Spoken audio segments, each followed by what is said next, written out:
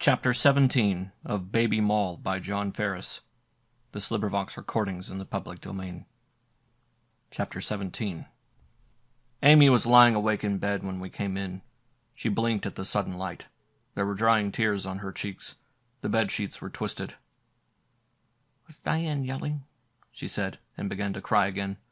Macy picked her up and held her gently. "It wasn't anything," he said. "Diane's all right. She'll come upstairs and go to bed with you pretty soon." "I can't sleep," Amy moaned. "Your stomach's still upset?" Amy nodded. She chewed on the knuckles of one fist. Macy looked at me. "Get her some water, will you, Pete? There's some capsules in there, too. Bring one." I went into the bathroom. I could hear him talking to her, soothingly, in a voice I had rarely heard him use. I ran water into a glass and picked up one of the capsules.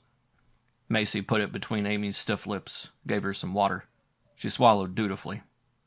"That'll help," Macy said encouragingly. "Your tummy will feel better." "Are we going to the boat ride tomorrow?" Amy whimpered. "Well, I don't think so, baby. Daddy's still busy. I'll tell you what. One day soon we're going to go on a long boat ride. For months and months. Would you like that?" I hoped the boat ride he had in mind wouldn't be across the Styx. Amy nodded enthusiastically. "Where are we going, Daddy?" "I'm not sure yet, but we're going, I promise you that. We'll go places we've never been to, and we'll have a good time together." "Can Diane go too?" "Sure," Macy said after a quick pause. "Diane can go too." He put Amy back into bed and tucked the sheet around her. He took a book from the bedside table and began to read to her. He had to hold the book fairly close to his face so he could see the print. I hung around feeling useless until Diane came in. She had washed her face and combed her hair, but the blouse was still torn. There was a puffiness about her eyes. She took a clean blouse from a dresser and went into the bathroom to change. Amy went to sleep in the midst of a sentence, and Macy put up the book with some reluctance. He was enjoying the story. We went downstairs. "Let's go to the garage," he said without hesitation. "Something you ought to see." I followed him outside to the garage. At the rear of the building he pointed to a large wooden box about 4 feet long, filled with old tires and odds and ends of junk. "Pull it this way," he said.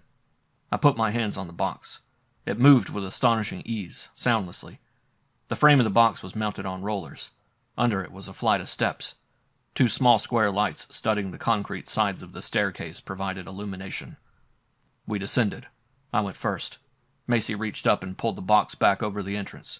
It bumped snugly against the back wall of the garage. I stooped to go through a doorway at the base of the steps, found myself in a good-sized room with a low ceiling. It was air-conditioned. The walls were lined with some kind of acoustical material, tinted pastel yellow.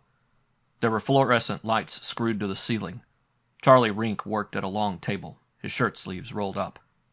He was surrounded by stacks of account books, papers held together with rubber bands, boxes, a filing cabinet drawer.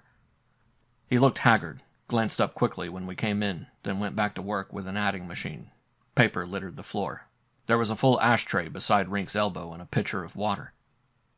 "This is what you might call the nerve center, Pete," Macy said quietly. "I hate all this bookwork, but it's a necessity." He walked quickly to a large safe with a formidable gray steel door.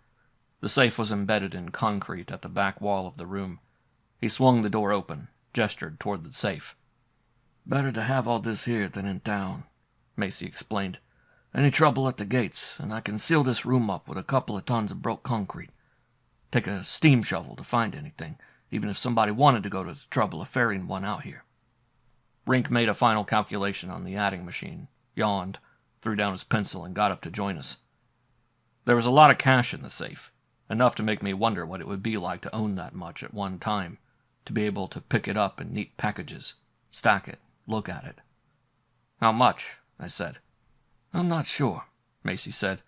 "It would take 2 large suitcases to hold all of it, and most of the bills are hundreds. A few 50s, some 20s. Altogether about $750,000. I've got more, of course, stashed in 3 banks, the money I pay tax on." He shut the safe, pushing with both hands against the door. "He's giving it all up," Rink said in a nervously high voice. He cleared his throat. "He's giving all of it to Maxine. All of it." "That's right," Macy said, not looking at Rink. Rink gave me a guarded look, wondering what I thought about it. His lips were thin with anger. Maxine's coming here tomorrow night, Barr said lightly. I'm telling him then. He looked around the room. I don't want it no more. None of it. I'm taking what money I can and I'm leaving the country. Macy, Rink said tenaciously, as if he were preparing to reopen an argument that had flourished for days. I don't want to hear it no more, Macy said. You got your work to do. Just do it and don't bother me. Don't give me any pep talks. Don't try to talk me into something I don't want to do. I just want out, that's all. Rink took a pack of cigarettes from his shirt pocket. He lit one, steadying his hand. Okay, Macy, he said. Okay, I won't try to say anything to you. He walked to the table, then turned suddenly, pointing with the cigarette, words tumbling. But he's coming here. He's coming here tomorrow night, and he's walking right into our hands. Maybe 2 or 3 men, that's all he'll bring with him. Can't you see it? It'd be so easy then to get rid of him. Shut up! Macy rasped, then more quietly. Shut up, Charlie. Don't try to put ideas in my head I don't want to hear. He snorted. Charlie, sometimes I think you want to run this outfit. Rink turned away, tapped a couple of keys on the adding machine. Okay, he said resignedly. Forget it. I sensed again a silent appeal from him, from the staring, magnified eyes. When I didn't respond, he sat down and went back to work doggedly, flipping the stiff pages of a ledger with competent fingers, making notations with his pencil. I wondered if he still nourished the rebellious thoughts far back in his mind, where they wouldn't get in the way of the precise click of integers. End of chapter 17.